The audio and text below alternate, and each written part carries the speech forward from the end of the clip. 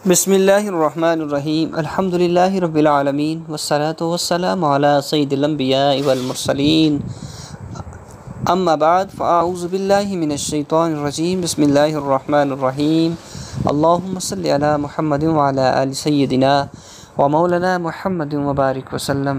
उम्मीद करता हूँ कि अल्लाह के फ़ज़ल करम और शुक्र के साथ तमाम दोस्त अहबाब खैर व आफ़ियत के साथ होंगे और मेरी दुआ है कि अल्लाह सब पे अपना ख़ास रहम करम फ़ज़ल नाज़ल फ़रमाए, सब की मुश्किलातों को आसान फ़रमाए। तो जी नाज़रीन, आज मैं माह रमज़ानुल मुबारक की आखिरी जुमेरात इसका वजीफ़ा लेकर आपकी खिदमत में हाज़िर हुआ हूँ। बड़ा ही ख़ास और पावरफुल अमल है।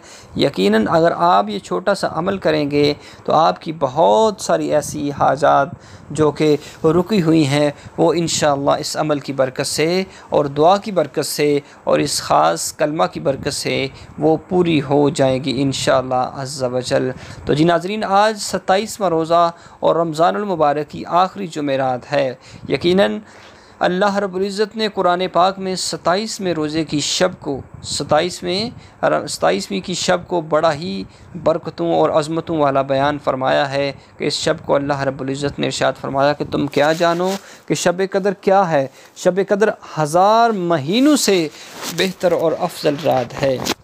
तो शब कदर की जब इतनी बरकतें हैं, इस रात की इतनी बरकतें हैं, तो हमने अल्हम्दुलिल्लाह इस रात को इबादत में गुजारा, सलात व तस्बीह अदा की, नवाफिल वगैरह अदा किए। तो इसके रोज़े की भी बहुत, इसके दिन का जो रोज़ा है इसकी भी बहुत सारी बरकतें हैं। अगर हो सके तो इसके दिन को भी इबादत के अंदर गुजारिए कि इस दिन इबादत करने की बहुत सारी बरकतें हैं, बहुत सारी फजीलतें हैं। तो वैसे ही अगर रमज़ानुल मुबारक के आखिरी जुमेरात हो और 27वां रोज़ा हो तो फिर तो 27वां रोज़ा हो और जुमेरात का दिन हो फिर तो बहुत ही बरकतों, अज़मतों और रहमतों वाला दिन होगा।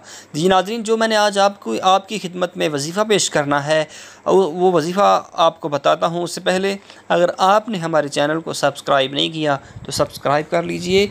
हाँ, हमारी हर आने वाली नई वीडियो आपकी खिदमत के लिए होती है और ये हम अल्हम्दुलिल्लाह सदक़े जारिया समझकर इसको अपलोड करते हैं, इसकी तैयारी करके इसको बनाते हैं।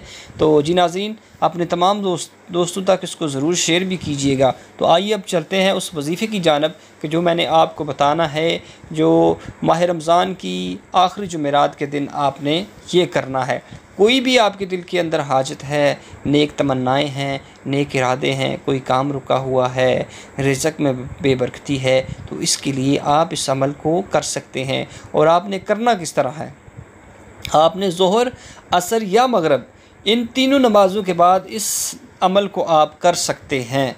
इन तीनों नमाज़ों के बाद आप इस अमल को कर सकते हैं। ज़ोहर, असर या मगरिब इन तीनों नमाज़ों के बाद आप इस अमल को कर सकते हैं। आपने करना इस तरह है कि कोई भी नमाज तीनों में से पढ़ लेने के बाद आपने उसी जगह पर बैठ जाना है और बैठकर अल्लाह रब्बुल इज़्ज़त की हम्दो सना करनी है, अल्लाह रब्बुल इज़्ज़त का ज़िक्र करना है। फिर आपने 2 रकत नमाज नफ़ल सलातुल हाजत अदा करनी है। उसकी नीयत समात कर लीजिए। 2 रकत नमाज नफ़ल सलातुल हाजत बंदगी अल्लाह ताला की मुतरफ़ का बशीफ़ अल्लाहु अकबर नीयत करके आपने सूरह फ़ातिहा के बाद 11 मरतबा सूरह इखलास को पढ़ना है। 11 मरतबा सूरह इखलास को पढ़कर इसी तरह दोनों रकतें आपने अदा कर लेनी है। फिर उसके बाद सलाम फेर लेने के बाद 100 मरतबा पहला कलमा ला इलाहा इल्लल्लाहु मुहम्मदुर रसूलुल्लाह, ला इलाहा इल्लल्लाहु मुहम्मदुर रसूलुल्लाह, इस कलमे को आपने 100 मरतबा अदा कर लेना है। जब आप 100 मरतबा इसको अदा कर लें तो उसके साथ हो सके तो 100 मरतबा दुरूद इब्राहिमी या कोई और दुरूद जो छोटा आपको लगता हो ताकि जल्दी ख़त्म हो जाए वो आप पढ़ लें। और फिर खुलूस से नीयत के साथ अल्लाह के हुजूर दुआएं कीजिए, दुआएं मांगे। जिस अमल और जिस ख़ास मकसद के लिए आपने इस अमल को किया है वो अपनी दुआ के अंदर हाजत रख कर अल्लाह के दरबार में पेश कीजिए। यकीनन जितना आपकी दुआ के अंदर खलूस होगा, जितना आपकी दुआ के अंदर पक्का इरादा होगा, अल्लाह उतना ही जल्दी आपकी दुआ को कबूल व मंजूर फरमाएंगे। यकीनन इस अमल की ढेर सारी बरकतें हैं, तो इस अमल को अपने तमाम दोस्त अहबाब तक ज़रूर शेयर कीजिएगा। इंशाअल्लाह बफ़ज़ल खुदा नेक्स्ट एक नई और अच्छी वीडियो के साथ आपकी खिदमत में हाज़िर होंगे। और हमारी दुआ है कि अल्लाह आपको हर किस्म की आफ़ात व बलियात से महफूज फरमाए।